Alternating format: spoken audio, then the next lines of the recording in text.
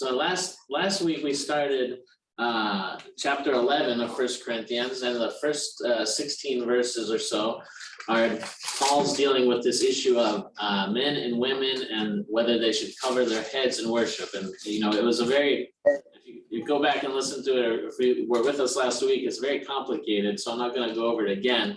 But basically it has to do with modesty, sexual provocation, enticement, and modesty in worship. And it seems strange to us that this would be an issue because we're used to now 2,000 years of Christianity, but for the pagans, it was really different because sexuality was part of the pagan worship, and they even had the priestesses were basically temple prostitutes. And so Paul has to remind them this is not a pagan ritual, is not similar in any way. And here we have modesty. So he asks the women to cover their hair, which was the custom of the time in both Greco-Roman society and Jewish society, because it was considered a provocation, sexual provocation. Now for us, it seems strange, but we have to remember that we live in a culture that's kind of pornographic culture. I mean, where in the ancient world, people always dressed modestly. The only woman who wouldn't have a head covering would be a prostitute. If someone saw a woman on the street without her head covered, they would assume she was a prostitute. And even today, in some Muslim countries, the same thing kind of applies. But one thing I wanted to just make sure I highlighted from last week was the relationship between men and women that he's talking about in the church, that men and women have kind of distinct roles. This is kind of hard for us to hear in 21st century America because we're now the products of 40 or 50 years of feminism and this kind of pornographic culture that doesn't value modesty at all, that we're bombarded with kind of sexually explicit images all the time. But he really insists that there is a difference between men and women, but unfortunately sometimes it can seem like he's been misread as saying that men are somehow better and that women are not equal. And that's definitely not what he's saying, because I just wanted to underline, he talks about in that passage the relationship between Christ and God as well. And he uses that as a parallel with the relationship between men and women. And he says that when a woman came from the side of man, so Eve came from Adam, but then he also mentions, but ever since then, men have come from women. But he's trying to draw a parallel that just as Christ is equally God, Christ is fully God with the Father, but they have a distinct relationship. They're not the same, but they're equal. So Christ is eternal, has existed always, but he is begotten of the Father. The Father is the origin of Christ.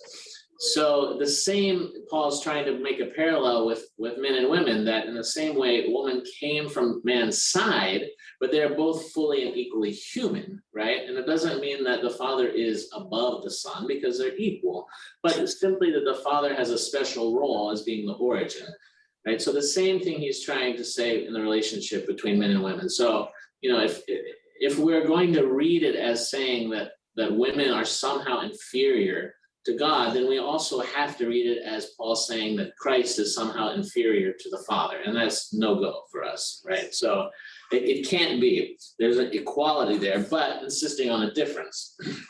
And that's really hard for us to hear now, especially in our days where there's a movement toward transgenderism, etc.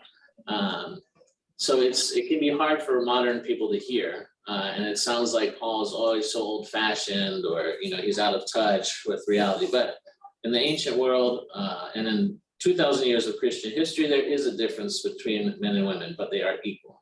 All right, so then the second half now of chapter 11, which is what we're going to get into, he's talking about another problem in the common worship, the public worship of the Christians. So we're on verse 17 of 1 Corinthians chapter 11. So remember the first half of the chapter, he started off by saying, I praise you. And this was a kind of a topos, a part of the genre of letter writing, that a letter would be to praise somebody or to admonish somebody. So Paul starts off saying he praises them, or really some of them, for keeping the tradition, but then he goes on to critique those who aren't keeping the tradition of men not having their head covered and women having their head covered.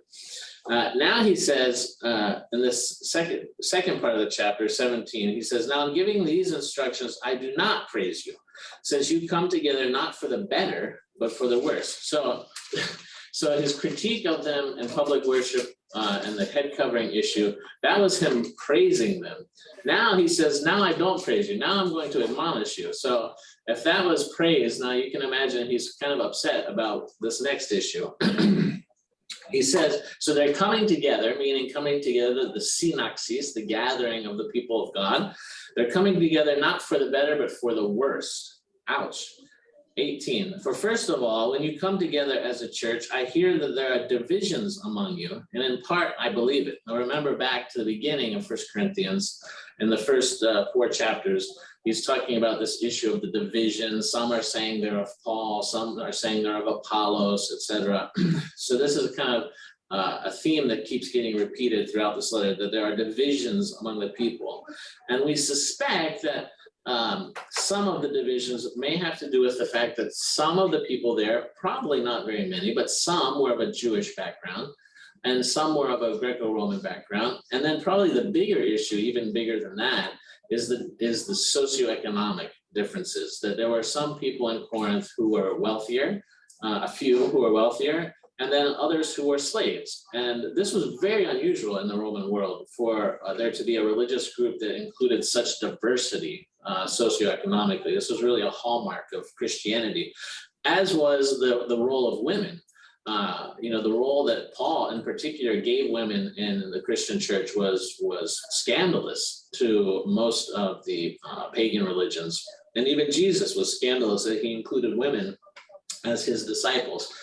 So Christianity is really revolutionary at this time in the first century, in that insisting on the equality of all people, men and women, poor, rich and poor.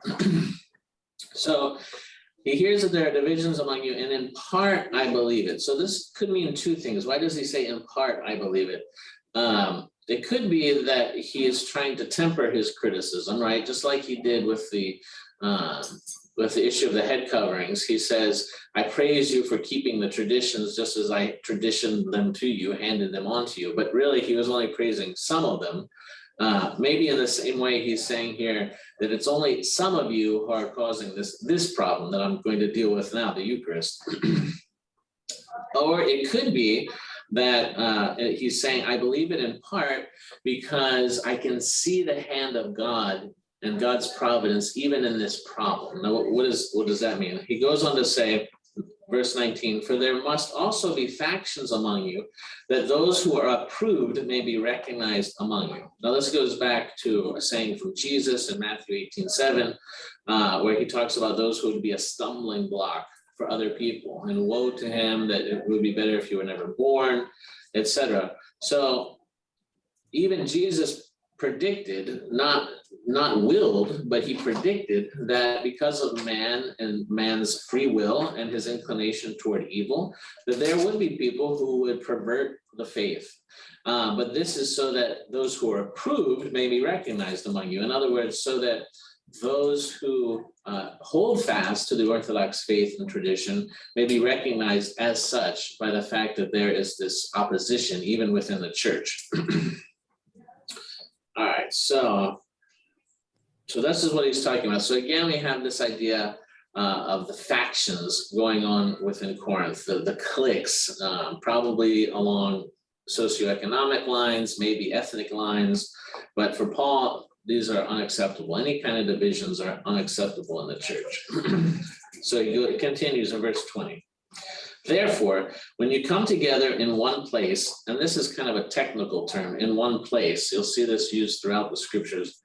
It means the gathering of the church for the celebration of the Eucharist. It's together in one place. And Christians have traditionally been divided up by geographical area. So the only division in the church is not socioeconomic, it's not ethnic, it's not language, it's simply geographic. Those people who live within a certain boundary around the church should gather in that one place, in that church.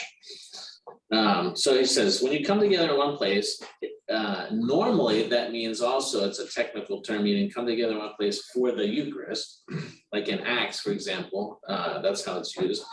But Paul says, when you come together in one place, it is not to eat the Lord's Supper. So they're supposedly coming together in one place to eat the Lord's Supper, to have the Eucharist. That's their gathering as a church. But Paul's saying that's not what you guys are doing. For in eating, each one takes his own supper ahead of others, and one is hungry and another is drunk. So what's going on here? So probably what's happening, and remember here that at this time, and this is 10 or 15 years before the first gospel is even written, at this time, the Christians were still attending the synagogue, right? They hadn't been kicked out of the synagogue yet. So on Saturdays, meaning, just like in our worship, the Jewish worship started at sundown the night before. So Jews celebrate the Sabbath on Friday night, right? So on Saturday, meaning Friday night or Saturday up until sunset, the Christians would attend synagogue and read the Old Testament scriptures, which were the only scriptures there were. There were no gospels yet. And then they would meet again on Sunday for the Eucharist, right? Now, eventually these two parts, after the Christians get kicked out of the synagogue around the middle of the next century, middle of the second century, then they combine these two elements so that they have the first part of their service is the reading of the word, the gathering of the people and the reading of the word, and the second part of the service is the Eucharist. These used to be on 2 different days. Now they come together on Sunday by necessity after they're kicked out of the synagogue. And this is our liturgy to this day. The first part it leads up to the reading of the scriptures. Then you have the homily, which marks the break, and then you go into the second part, the Eucharist. So what's happening here? So probably the wealthier members of the congregation are more free. They have more free time. They're making their money passively by having slaves who work in their fields, etc. So probably what's happening is that the wealthier people are coming to the church, and probably also, remember at this time, there's not an independent building for the church. They're meeting in people's houses. For example, they could be meeting in Phoebe's house. We know from Romans 16 that Phoebe was the patroness of the community in Corinth. So someone like Phoebe or some well-to-do member of the church would have a large house, and that's where they would host the church, in that house church. So you have this well-to-do rich person hosting the church. Probably his friends and peers, his or her friends and peers who are also wealthy and well-to-do, are coming over to the house ahead of time, right? And they're hanging out and they're beginning this meal, this banquet, without waiting for the slaves and the free people who have jobs to be able to come after work, right? So by the time the working people get there, already most of the food has been eaten and the well-to-do members are already drunk from drinking too much wine. And so this is what Paul's saying, that you go ahead and you eat your own supper ahead of others, and one is hungry and another is drunk. So in other words, the slave coming from work is hungry, and another, a wealthy person, is drunk already. So you have these extremes, and the wealthy person doesn't seem to care for the poor. So, and to imagine the house here a little bit. So typically in a well-to-do person's house in the Roman world, you would have a triclinium. And this is a dining room, basically, that would have 3 tables in a P shape, meaning a Greek P. So it looks like a staple. So like a square, but with one open end. This was, for example, we see in the depictions of the Last Supper, the mystical supper, really probably it was a triclinium. And usually a triclinium can fit, meaning 3 recliners. You know, they would lay down on their side to eat, and it could fit at least 9 people, but maybe more like 12 or 15, depending on the size of the room. So this is probably the setting that Jesus ate the mystical supper, the Last Supper, in with his disciples. And when it says that John lay on his breast during the Last Supper, it was because they were reclining, and John was on the same recliner or bed that Jesus was. So that's what they're doing. That's how they're celebrating this common meal, this Lord's meal. But if it was larger, if the group was larger than 9 to 15 people, then probably they would have used the atrium. This is another part of a wealthy Roman's house. And the atrium could be constructed, and we know this from looking at the remains of old Roman houses and from the literature, that they could host maybe about 40 people in the atrium.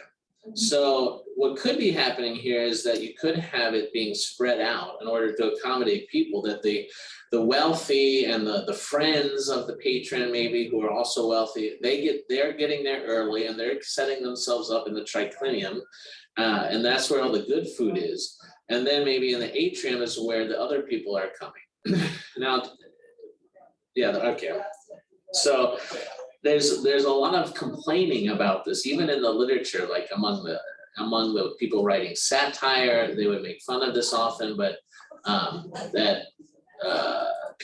guests would complain about where they were seated, right? So someone thinks, well, I should be seated up toward the front, closer to the host, but I'm all the way here in the back. And, they would complain, and they would complain also that closer to the front, closer to the host was where the good food was and the good wine.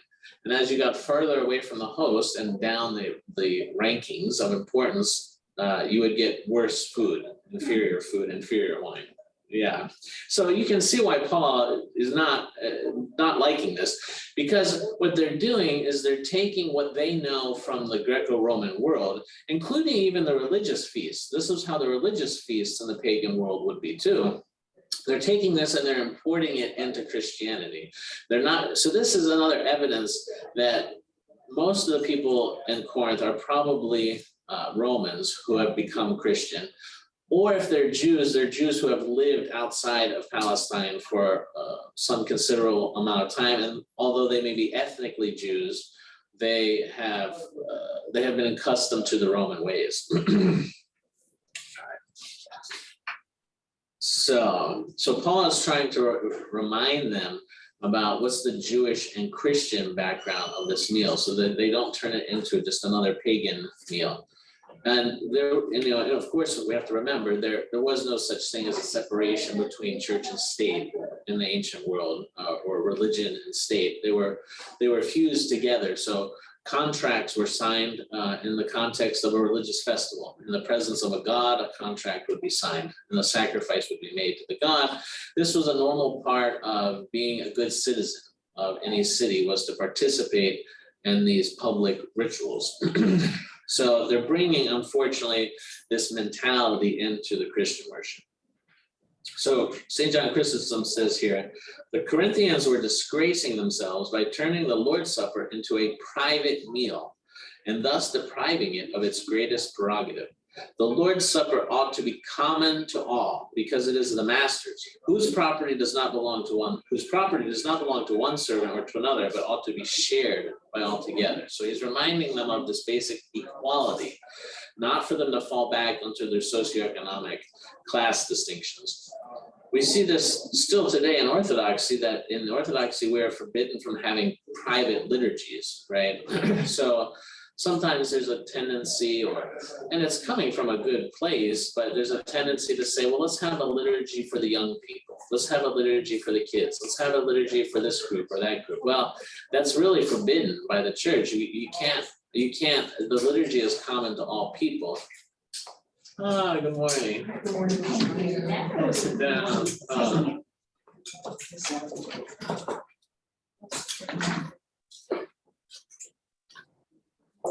So that's why in the Orthodox Church we don't have private liturgies, although sometimes you may see trying to encourage, let's say, young people to come to a certain liturgy or a certain group, but there's no way that we can exclude people from the liturgy. That just would be totally unthinkable. All right, so what does Paul say? We're in chapter 1 Corinthians 11:22. So he had just said, in eating, each one takes his own supper ahead of others. One is hungry, another is drunk. Then he says in 22, what? He says, what? Do you not have houses to eat and drink in? Or do you despise the church of God and shame those who have nothing? What shall I say to you? Shall I praise you in this? I do not praise you. So you can tell Paul is pretty upset about this. And he's saying, look, if you want to have, your little clique get together with your equally wealthy friends who are of your same class, go do that in another house, but don't call it the liturgy. Don't call it the Eucharist. Don't then invite other members of the community to come and eat your leftovers after you're already drunk.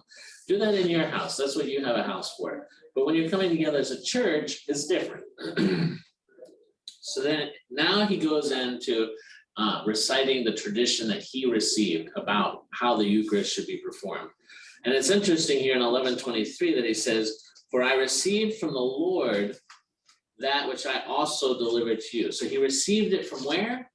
From the Lord. So and remember, there are other points in his letters where he's kind of prickly about this subject, that he didn't learn anything from the apostles, that it was a revelation from the Lord. So we tend to think, of Paul on the road to Damascus, that the Lord revealed himself to Paul on the road to Damascus. And this was kind of the pattern with the prophets in the Old Testament. There would be a call of the prophet, which would be a revelation of the Lord. But it didn't mean that it ended there, and that was the only appearance of the Lord to that person or to that prophet. But it was the beginning, the call. And then they would have further experiences or revelations from God that they were meant to share with the people. So we know that this happened with Paul because he mentions other times that he received a revelation from the Lord. And in one of these revelations, the Lord himself told him how the Lord's Supper, how the Eucharist should be celebrated. So he says, "For I received from the Lord that which I also delivered to you." This is the word paradosi, to tradition, right? So that I also tradition to you, that the Lord Jesus, on the same night in which he was betrayed, took bread. Now the word for betrayed is paradothike. So it's the same word as paradosis. So he's making a play on words here. He's saying, I received from the Lord that which I traditioned to you, which I handed over to you, that the Lord Jesus, on the same night in which he was handed over, took bread. So Paul's making a play on words here, and he wants to bring to mind the fact that Jesus was betrayed and that Jesus died for them. So he's kind of, they're in this festive mood, and they think the Eucharist is about eating and stuffing themselves and getting drunk. And he's reminding them in this pointed way, Jesus was betrayed by other people too. And he's kind of implying, you're betraying him now at the supper by this behavior of yours, but also calling them to a kind of seriousness that Christ was betrayed and died for you. So this isn't just an opportunity to get drunk, right? And then he says, verse 24, "So in which he was, on the same night in which he was betrayed, he took bread, and when he had given thanks, he broke it and said, 'Take, eat, this is my body which is broken for you. Do this in remembrance of me.'" All right, so when it says do this in remembrance of me, this is from the Orthodox Study Bible, which uses the New King James Version, and it's really just using the same phrasing from the King James, the original King James Version. Do this in remembrance of me. It's kind of, because it's been used in liturgy, because it's been used in the Protestant traditions when they celebrate the Eucharist, it's kind of become fixed in this translation. But the problem is it's not a particularly good translation, because the Greek word is anamnesi, which means, it does mean remembrance, bringing to mind, but it's a noun. So he says, which is do this as a memorial for me, right? Something like that. Now, and it's a very specific technical word too. Where do we see it? We go back to the Greek translation of the Old Testament, which would have been the one that all the Corinthians were familiar with. And we go to Numbers 10:10. And in Numbers 10:10, it says, "Also in the days of your gladness and in your feasts and at the beginning of your months, you shall blow the trumpets over your whole burnt offerings and the sacrifices of your peace offerings. And they shall be a remembrance for you before your God." So the anamnesis enanditu theuimon. So the same word, anamnesis. So what does he mean here? Well, it can be translated also as a representation. So it's a redo, let's say, of this act, which, as we're going to discuss, is an act of making a covenant, right? So they're redoing this covenant, and they're constantly renewing. We're constantly renewing this covenant that we have with God. So, well, let me just say this. So there's another word also that we still use in the church, mnemosino. Mnemosino. Everyone knows what mnemosino is, right? That's what we call the memorial that we often do with the koliba. So this is a word from the Old Testament as well, the Greek translation. It's all over Leviticus, for example, when he says, then the priest shall put it on the altar as a memorial, mnemosino, a sacrifice for a sweet aroma to the Lord. Or it says again in Leviticus, then the priest shall take from the grain offering its memorial portion and put it on the altar as a burnt offering for a sweet aroma to the Lord. Again and again, it's talking about this. And then also in Acts, in the New Testament, in Acts 10:4, remember Cornelius, the Roman centurion, is this pious man, and a revelation comes to him. An angel appears to him and says, your prayers and your alms have come up for a memorial, mnemosino, before God. So basically these two words, anamnesi and mnemosino, are basically synonyms. Some people have tried to look into, why are they used differently? Is there something behind it? There really doesn't seem to be a huge distinction between these two words, but they always both refer to a ritual offering, right? So why is this important? It's important because, let's see here. So yeah, and why does Christ, for example, why does he talk about this? Take, eat, this is my body, which is broken for you. Do this as a memorial of me. Why does he talk about his broken body now, before the betrayal, before the crucifixion, right?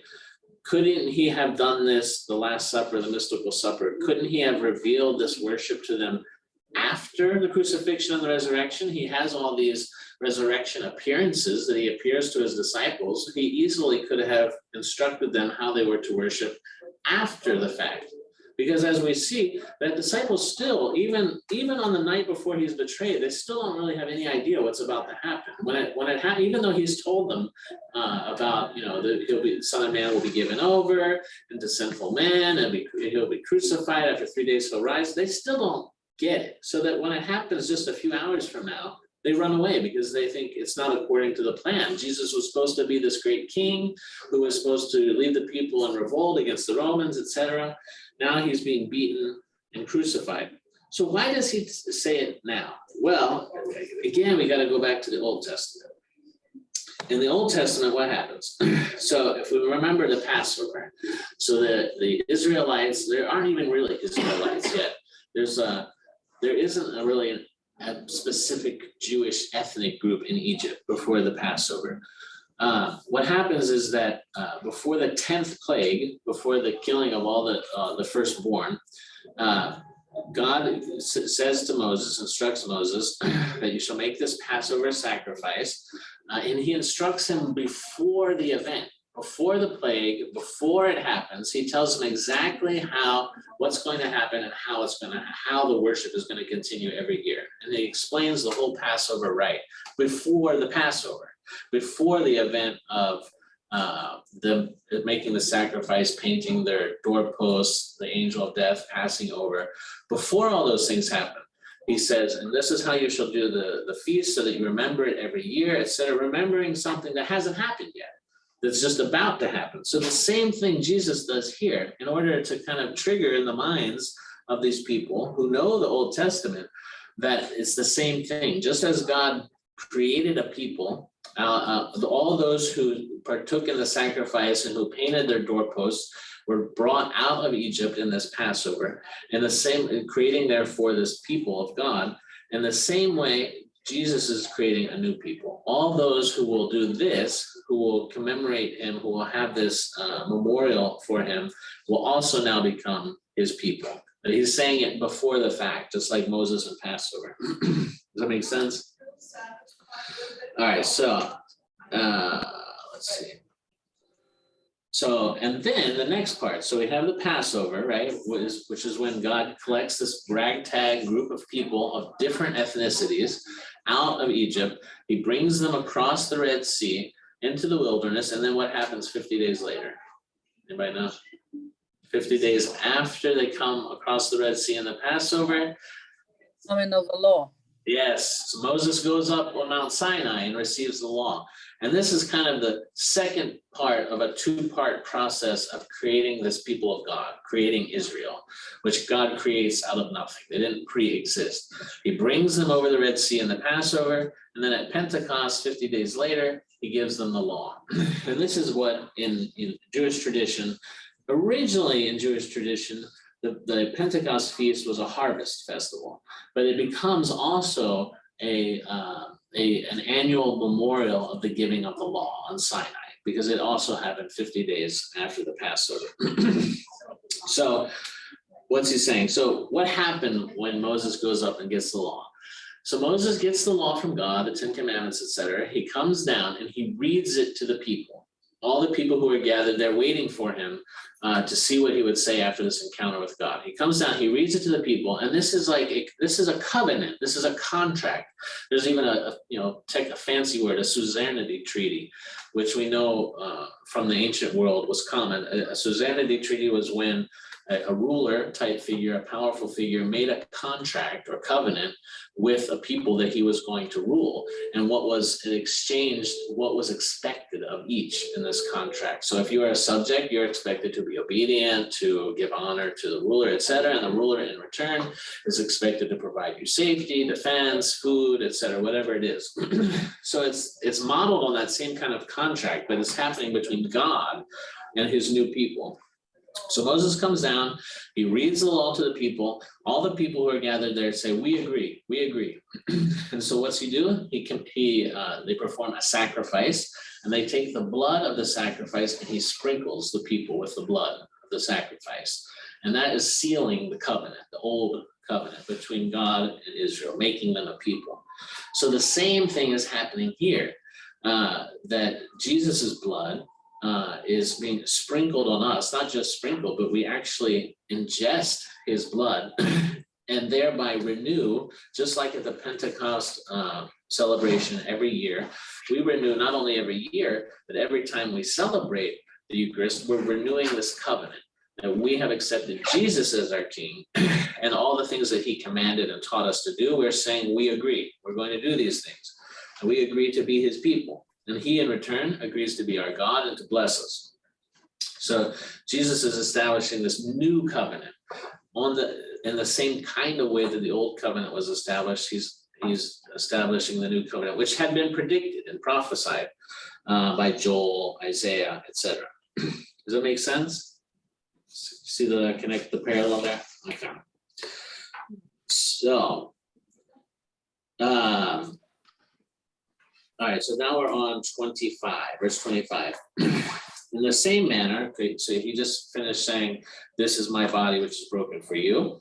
25, in the same manner, he also took the cup after supper, saying, this cup is the new covenant in my blood. So what we were just talking about, the new covenant in my blood. Just as the blood of the sacrifice that was sprinkled on the people sealed the old covenant, now Jesus's blood that we ingest in the Eucharist is the seal of the new covenant.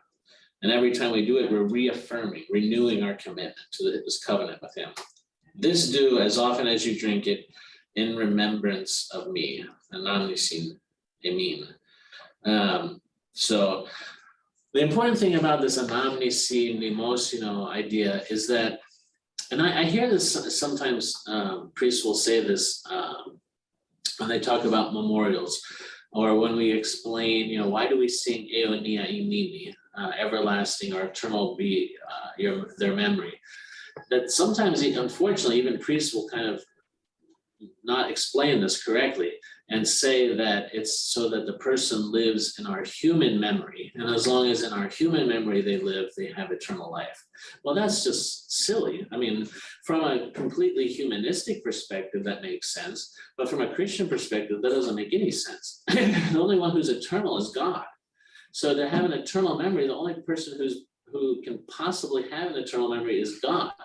So what we're actually saying is that this memorial, this anamnesi or mnemosino, just as it says in the Old Testament that it's a sacrifice for a sweet aroma to the Lord, it's for the Lord. It's not for us. I mean, I wouldn't say that it's not for us or not for families to remember their loved one, etc. But it's not primarily for them. It's secondarily for us humans to remember the one who's passed away. What we're really concerned about, what we really should be concerned about, is whether the person lives in God's memory.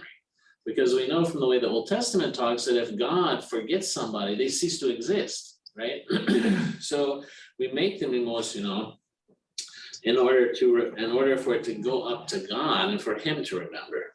So that's why the koliba is necessary also, because in all of these mnemosina from the Old Testament, there was always something that was sacrificed, either a grain offering or an incense offering or an animal offering. Something was sacrificed and given to God. So for us Christians, we use koliba, which is a wheat offering. Father Gregory, Yeah. if you have a memorial and don't have koliba, does that mean that? Okay, so you notice maybe this last Sunday, we did at the end a trisagion. We said it was a trisagion, not a mnemosyno. So really, technically, I would say that a mnemosyno is when there's koliba present. If there's not koliba present, then it should be a trisagion, which is basically the same thing, except we cut off the first part of it. It's a shortened version. So although in practice, sometimes we call it a mnemosyno, we do the full thing even when no koliba is present. Really, that shouldn't be. It should be just a trisagion. But yeah, for various reasons, sometimes we make an exception to that.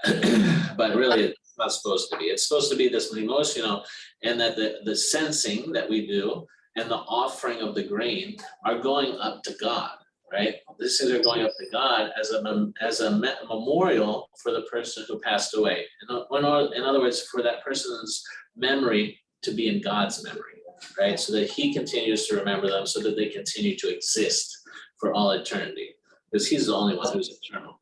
Father, Go.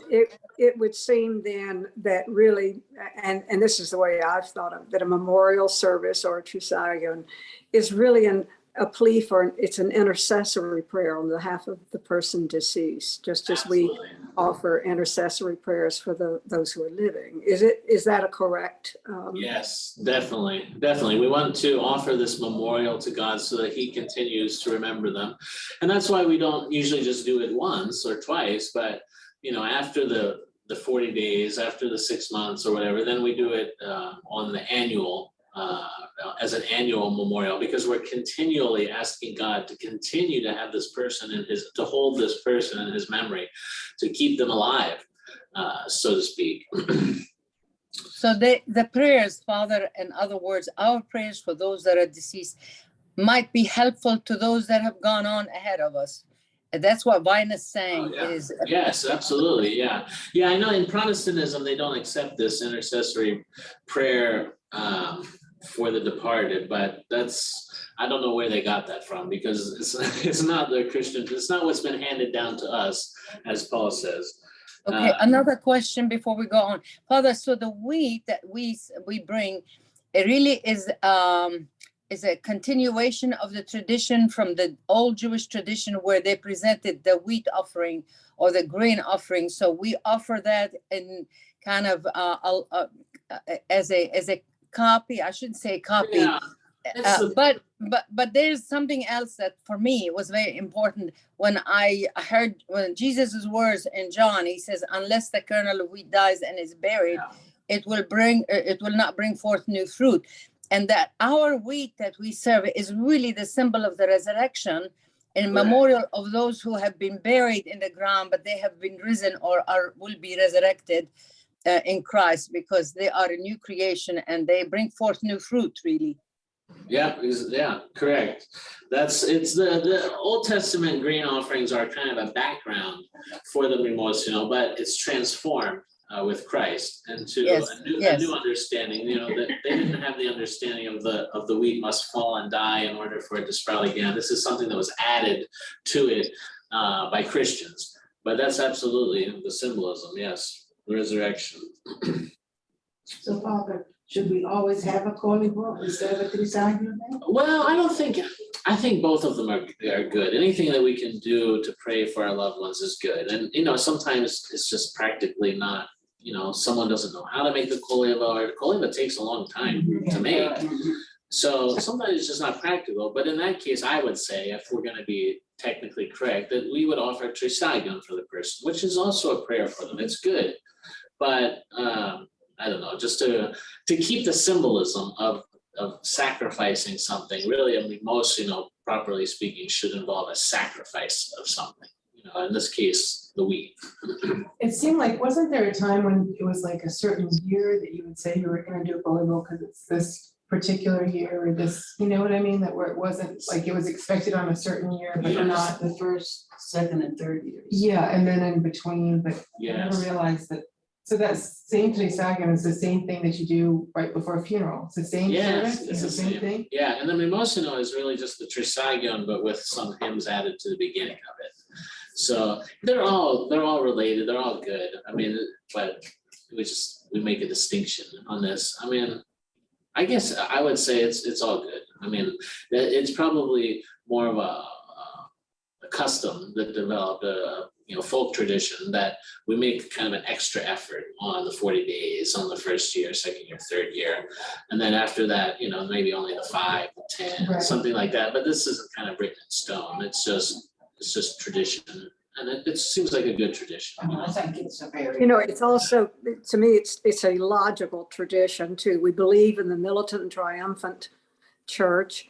So, if we ask someone who's living to keep us in prayer for a certain reason, whatever, and we do that, we do it for the living. If we are all one universe in the sight of God, it would seem that's just, Yeah. that's very logical. And that's why it's a blessing too, to offer the prospera. Yeah. It's the same idea. It's another kind of grain offering here for the Eucharist, but it's been, of course, the meaning's been transformed from a simple grain offering. But that's why it's so important in Greece, for example, a lot of times the people, the women usually, will bring their own prospera, or if they can't, or they don't have time or the knowledge how to make their own prospera, the bakeries in Greece will make prospera, and they'll go and buy a prospera with a seal on it. Again, this is in order to add to the prayer also a sacrifice of some sort, right? So it makes it tangible, it makes the prayer request tangible. And that's why even in the prothesis prayer, the prayers that the priest read before the liturgy starts to prepare the bread and wine, there's a special prayer there for the benefit of those who were commemorated by the offering of the prospera and those who brought the prospera, right? So it's considered a kind of an extra blessing to be the one who prepares and brings and offers the prospera, and the people for whom they are doing it, in whose memory they're doing it, they're blessed as well. And this kind of sacrifice. All right, so then we're on to 26, verse 26. For as often as you eat this bread and drink this cup, you proclaim the Lord's death till he comes. So in other words, as often as we do it, we are renewing our commitment to this covenant. We're proclaiming his death, his salvific death, which was for our salvation. We're proclaiming it again and again, not only to ourselves, but to the whole world. Jesus' sacrifice for us, the once and for all sacrifice, and that we continually do it in order to continue to recommit ourselves to this new covenant. All right, this gets interesting here, verse 27. Therefore, whoever eats this bread or drinks this cup of the Lord in an unworthy manner or unworthily will be guilty of the body and blood of the Lord. But let a man examine himself, and so let him eat of the bread and drink of the cup. All right, so why is he saying this? We have here in the Old Testament, we have this, one of the central kind of problems, we'll say, in the Old Testament is how can God, who is all powerful, who's the creator of the universe, how can he dwell with his people? He desires to dwell close to his people. He gives them the priesthood so that the priest can continually bless the people in his name. God's desire is to be close to his people throughout the Old Testament. The problem, quote unquote, is that his holiness is so powerful how can he possibly abide and remain so close to the people without burning them? You know, without, we as humans, there's such a gap between us and God's power that how can we possibly abide in his holiness without being hurt in his holiness? Yeah. Because you see in the Old Testament, even there are a few times in the Old Testament where, for example, they're carrying the Ark of the Covenant, which was God's throne, and the oxen stumble, and the covenant looks like it's about to fall off the cart. And a man who's not a Levite, not of the priest, reaches out his hand to prevent it from falling, which is a good thing, and he's struck dead immediately. And also, let's say the two of the sons of Aaron, the high priest, they it says that at one point they get drunk and go in to make an offering to the temple. They fall dead. We see this. We see this then again. There's a parallel that happens in Acts. If we remember back to Acts, when Sapphira and her husband, they lie about selling their house and the proceeds that they got from it. They lie to the church about it and don't give it to the church, because at that time everyone had common ownership of all things. And the fact that they lie to the church, which includes the presence of God, they fall down dead. Right? So you have this problem in the Old Testament that the whole Torah, basically, the whole point of the law was to create a way in which God could fulfill his desire to live close to the people, but in a way that wouldn't hurt them, right? That would be a blessing to them. So that's why there's all these regulations about how to interact with God, is in order to kind of safeguard them from his holiness. He calls them also to be holy as I am holy. This is the chief way that they can safeguard their holiness. And then he explains to them what that means. If you want to be holy, set apart is what holy means, then do these things that are going to set you apart from the rest of the peoples of the earth, right? So this is the background of what Paul's talking about here.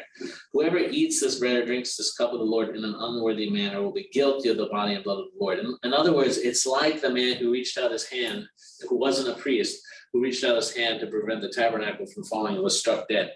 We can't just interact with the holiness of God in any way we choose, right? There's a way that's been prescribed to protect us. And so what Paul's saying is the way you guys are interacting with God in the Eucharist is so far afield that it's actually dangerous for you. You're going to be guilty of the body and blood of the Lord, and there are going to be consequences. Now he's going to say what they are in a minute. So then he says, well, how do we prevent this? He says, to prevent this, let a man examine himself, and thus let him eat of the bread and drink of the cup. All right, what's this mean? He continues, for he who eats and drinks in an unworthy manner eats and drinks judgment to himself, not discerning the Lord's body. Meaning, not discerning, not understanding, not realizing that the Lord is actually present. That the Lord is actually present there, and the bread and wine, it's his body and blood. The Lord is present before us. And so when we eat and drink in an unworthy manner, unworthily, we eat and drink judgment to ourselves. All right, so here, there's a question here about what do we mean by unworthy manner? Well, first thing to note is that it's an adverb, right? It says eat and drink in an unworthy manner, eat and drink unworthily. It doesn't say if you are unworthy, right? Those are two different things because we're all unworthy. Right? We're all unworthy. The question is not whether we're unworthy. That's a given. We're not worthy of partaking of God himself. Who could be? The question is, how are we approaching? So he doesn't say, if you are unworthy, don't eat. No, he says, he who eats or drinks in an unworthy manner eats and drinks judgment to himself. So what would be an unworthy manner? Well, one example is the way they seem to be conducting themselves in Corinth, that they're going ahead of time, they're eating all the good food, they're getting drunk, they're not showing any kind of concern for their brethren in Christ who are poor, who have to work. He would definitely say that is an unworthy way of participating in the Lord's Supper. So it's not that they're unworthy. Of course it's not that they're worthy. And in fact, if someone, I heard a priest joke, if someone came up to receive communion and said, I demand communion because I'm worthy, I would say, run, don't take it by any means, because that itself, saying that you're worthy, is an unworthy way of approaching the Eucharist. The way we should approach it is by examining ourselves, like he says, and for us, this has come to mean confession mainly, but we always examine ourselves. The fathers say that we should examine ourselves daily. At the end of the day, to make a review of where we've fallen short and examine ourselves, and then periodically to go to the priest and examine ourselves before the priest, so that he can be a witness to our repentance of our desire to not do those things anymore. So that's why he says, examine yourself first. So we examine ourselves, we find, yep, I'm unworthy. But that sense, that feeling of unworthiness is precisely what is a worthy way of approaching, right? So not with this kind of entitled, self-righteous attitude. Well, I deserve communion because I fasted and I did this and I did this and I did the other thing. That would be an unworthy way of supposedly being worthy, right? So that's what he's saying, don't do. Father, the hymn right before we receive communion, Isaiah, no one is worthy, only God is worthy. Only God, And that's a good exactly. reminder every Sunday. Exactly, and I should say here a word about, because it's a little confusing here, especially coming from we're used to, of course, meeting on Sunday morning. We fast up until, from midnight, the apostles fast until we take communion. And then sometimes we have Antidron,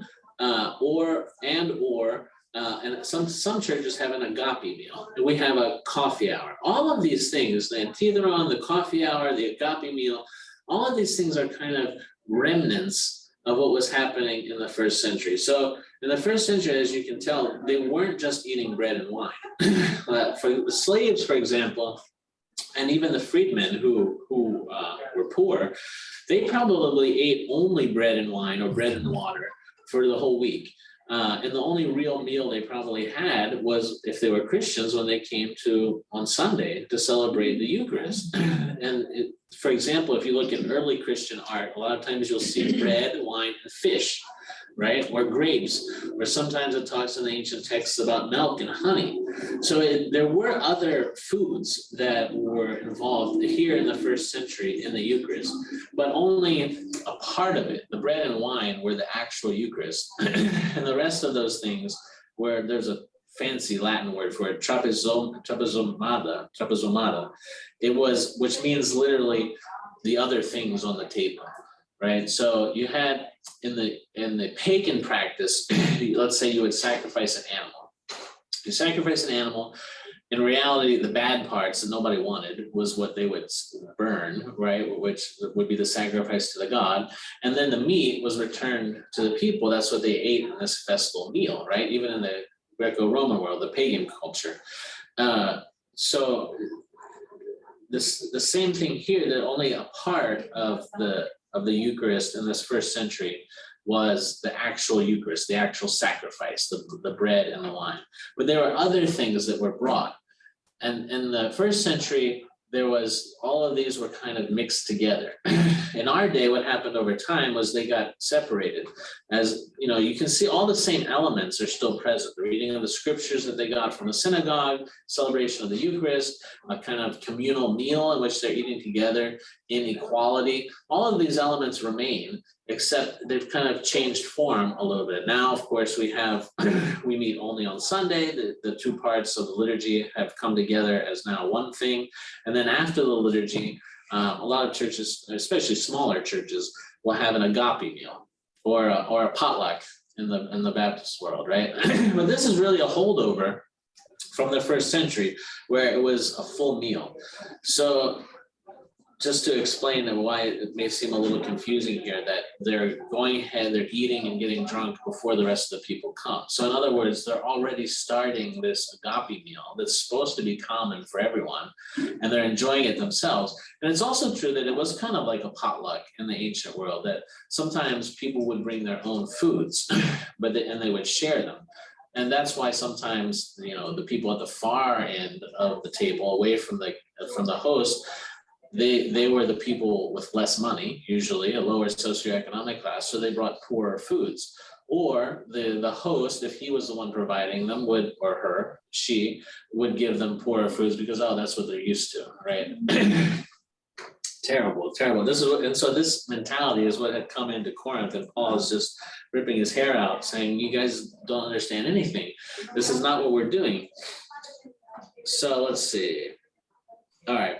So he who eats and drinks in an unworthy manner, meaning in a manner where we're not examining ourselves, we think we're worthy, we think we're better, we're not thinking of the poor, etc. When we do these things, we're drinking judgment, eating and drinking judgment to ourselves. And then he says, well, what's the result of this? What's the result of approaching the holiness of the Lord in an improper way? He says in verse 30, for this reason, many are weak and sick among you, and many sleep, meaning many have died. So he's saying that people have actually died, just like we were talking about the Old Testament example, when someone reached out to touch the Ark of the Covenant, or when a priest offered the sacrifice while he was drunk. He's saying that they died. And in the same way, when we interact improperly with the holiness of God, we get sick and even die. Right? So he's drawing this parallel, it's the same thing. It's about the holiness of God, and in what way should we approach the holiness of God so as not to be hurt, to be damaged. It's not that God wants us to be hurt, but he's so all powerful and holy that we can't help it if we interact improperly with him, not in a state of trying to be holy ourselves, etc., not obeying his commandments, which supposedly this whole Eucharist is a renewal of our covenant to him to follow his commandments, but we're not doing that, and we're renewing the covenant anyway, even while we're being disobedient to the very contract we say we're renewing. He said, this is we're heaping judgment upon ourselves, not that God judges, but that it's a judgment on ourselves, that we've invited it. We know what the covenant is. We know what the commandments of God are. We talk about them every Sunday, but we choose not to do it. And to say that we're renewing the covenant with him, it's too much. We can't do that. Gregory, that reminds me of the crime nowadays, you know, the murderers, and then they go back in and, you know. Oh, yeah, the recidivism, like, yeah. I mean, they're Yeah. certainly not following God's will. Yeah, but it's not that the law seeks to, it's not that the law is hoping that someone's going to break the law so that we can punish them. Right. They're hoping for the exact opposite, that people will follow the law and be safe thereby. But there are consequences to breaking the law. And so this is the same thing. God's holiness has a kind of law about it, just like the law of physics. There are certain things, if you try to violate the law of physics, there are consequences. You know, the same thing with the law of God. You can't violate it without consequences. It's not that God desires that, it's just how it is. So then he says, 31, for if we would judge ourselves, we would not be judged. But when we are judged, we are chastened by the Lord, that we may not be condemned with the world. All right, so this is kind of confusing, so let's pick it apart here. So in other words, remember, he just said, let a man examine himself, right? Let us judge ourselves. So when we go to confession, we make a list of things that we examine ourselves in all these different categories that we can think of. And we really examine ourselves and judge ourselves. We condemn ourselves for the ways in which we have fallen short. And by doing that, we avoid the judgment of God. God doesn't have to do it because we've already done it for ourselves, right? Does that make sense? I mean, maybe you could think of a parallel in terms of being a parent. You know, let's say a child does something wrong, but then comes to the parent and admits the wrong and recognizes the wrong that he's done, and maybe even has some form of self-punishment. Then the parent will take this into account, right? Excuse me, we have somebody on the phone ask us to shut the door. Oh, okay. These parents out here talking. Okay, yeah. Slide forward a little bit so I can shut the door. We'll be done in 1 minute. Okay, we'll worry about that. All right, so he's saying, let's judge ourselves, let's condemn ourselves, not other people, ourselves, so that the Lord doesn't have to admonish and chasten us, because he says in 32, but when we are judged, so in other words, in those times where we feel like we're being tried or tempted, something bad has happened to us, was thinking of it in terms of a chastening from the Lord. So when we are judged, when we do suffer some consequence, let's say we get sick from partaking unworthily, as he just mentioned, when there is some kind of consequence for our behavior, when we're chastened by the Lord, he's not doing it in order to be mean, but he's doing it that we may not be condemned with the world, with the people who have rejected God, right? He's chastening us like a parent, right? So the parent, if a child comes to him or let's use college football as an example, right? So in college football, there's these recruiting violations all the time. And then if the program makes its own internal investigation and then imposes a self penalty, right? They'll say, okay, we're not going to accept any bowl offerings for 1 year or 2 years, or we're going to limit our scholarships, we're going to take away 10 scholarships. They impose the self penalty, then the NCAA looks at it and says, okay, that's enough. So in some kind of way like that, like a child, if they were to come and recognize what they've done wrong and they were repentant and they said, you know what, I feel so bad about this, I'm not going to play video games for a week, or, and they impose some kind of penalty, the parent's heart would be moved, right? And they would say, okay, stop, don't punish yourself, right? So it's the same way with God. The more we kind of examine ourselves and recognize for ourselves our own failings, we save the Lord from having to do it for us, right? And thereby condemning us with the world, with the rest who don't know God or who have rejected God. So then, just to finish up here, this chapter 11:33, Paul says, Therefore, my brethren, when you come together to eat, wait for one another. This is his final kind of practical conclusion. Just wait for one another. 34, but if anyone is hungry, let him eat at home, lest you come together for judgment. So in other words, he's talking to these rich people who are so hungry that they can't wait.